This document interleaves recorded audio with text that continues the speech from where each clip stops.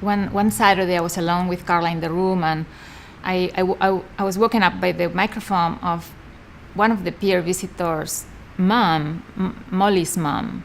And she was saying, come on, come, we are here, we're gonna come hear Molly's story. And so I thought, okay, I'm going. And first of all, I found this girl who looked much like Carla. Her voice was very soft, so you could tell she had to relearn how to talk. And at this point, Carla wasn't even talking. I mean, not even, as I said, still minimally conscious. Her mom was really high-spirited and very welcoming. And I was thinking, like, how she can be so positive after this tragedy, right?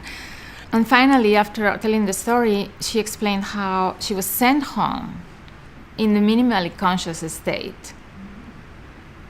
And then she emerged at home, and she came back once she emerged. And that, to me, was like, I mean, heavens opened, and I suddenly saw a hope.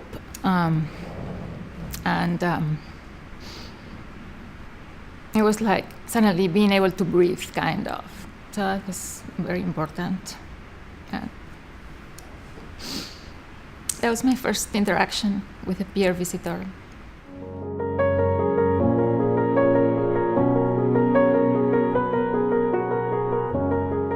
The peer visitation program is unique because these are people who were either family members of brain injury survivors or brain injury survivors themselves. So they go meet with family members of newly brain injured patients. They're able to be a kind, supportive ear, to listen, but also to share their own personal experiences. After you've been through a catastrophic brain injury, the patient and their family are trying to remake their lives. What is the new normal going to be? What purpose am I going to have? So you're trying to figure out, what is my place in the world now? This program really started as a result of Anne's experience and started at Shepherd Center, but now she's in more than 40 hospitals in Georgia as well as in Florida and Wisconsin. So her program has really grown and become nationally known, which is all a tribute to the work she's put into it. I definitely would describe my mom as she was a super mom, this organized, go-getter, traveling CEO. But she was my mom, and when I was 17, she was in a car accident, and it really changed everything. It changed her personality, it changed her abilities. It was a really difficult time for us.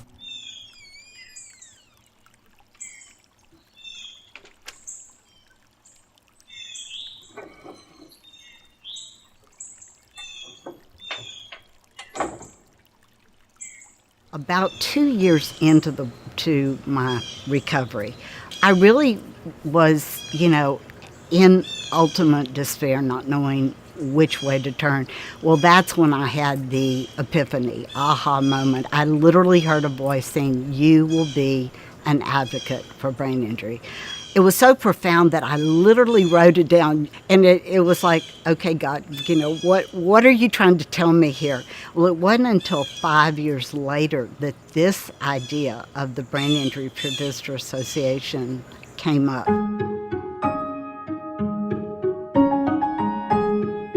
It was the first of its kind. It still is. She's traveling all over the country, helping other hospitals implement it.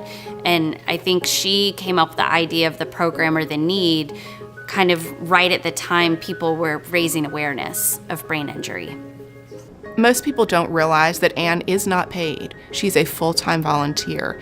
She does all of the administrative work. She creates packets for volunteers to give out. She vets and phone interviews in a multi-step process everybody who wants to be a volunteer with her program.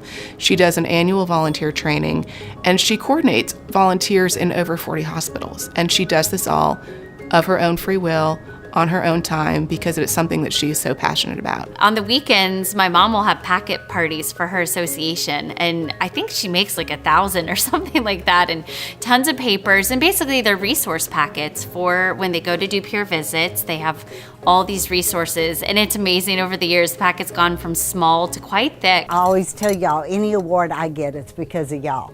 I'm just one person. Y'all are the ones out there doing it.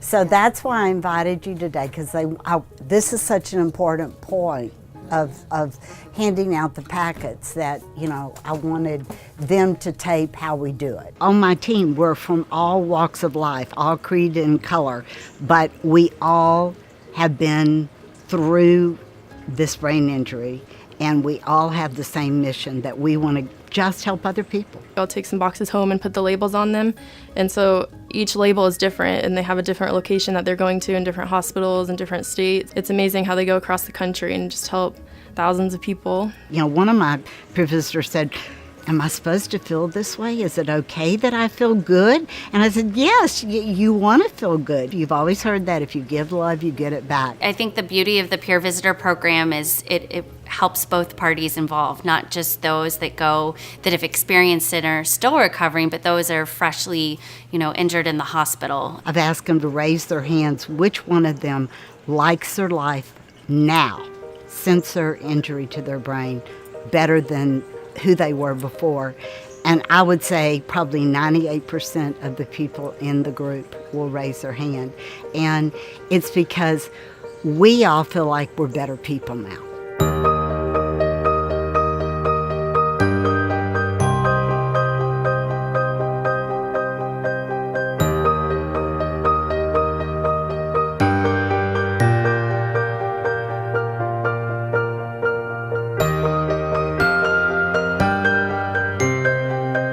I cannot imagine Shepherd Center without Ann and this program, because having somebody who really truly has lived the experience you're going through is invaluable.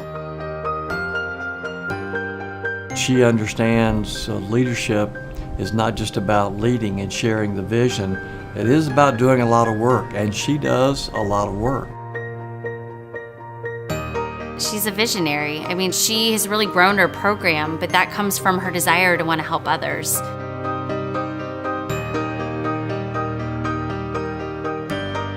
Yeah, she's, quite a woman.